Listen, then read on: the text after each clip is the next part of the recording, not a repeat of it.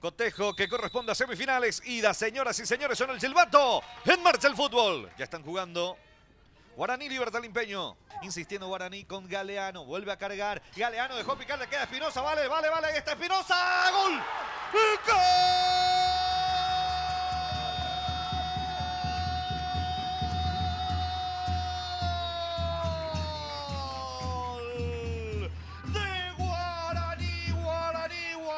Señoras y señores, parecía que ya terminaba la acción. Galeano volvió a cargar, no pudo despejar la defensa de Libertad Limpeño y le quedó la más letal que tiene el cuadro aborigen. Le quedó a la 10, le quedó a Wilmaliz Espinosa, le quedó el gol para la 10 de Guaraní. Guaraní 1, Libertad Limpeño 0 en esta semifinalidad. Bajó de cabeza para Cortaza, juega ella para Cartamán. Ahí está Cartamán, quiere ganar línea de fondo. Cartamán viene, logra meter el centro, le queda Barreto el disparo.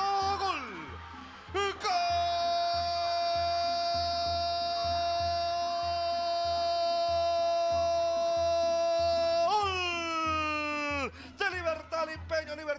Libertad Limpeño, señoras y señores. Ganó línea de fondo Cartamán, el cruce atrás. Y ahí apareció entonces con mucha determinación el disparo de la jugadora de Libertad Limpeño para que selle el primero del partido. Señoras y señores, logró la paridad del conjunto visitante. Aquí está Barreto con esta gran definición. El centro de Cartamán, Barreto de primera. 1-1 el partido. Y cuánto de Cartamán realmente, para hacer un enorme esfuerzo. Parecía pelota perdida, pero sin embargo empezó a correr y metió sobre la línea la pelota.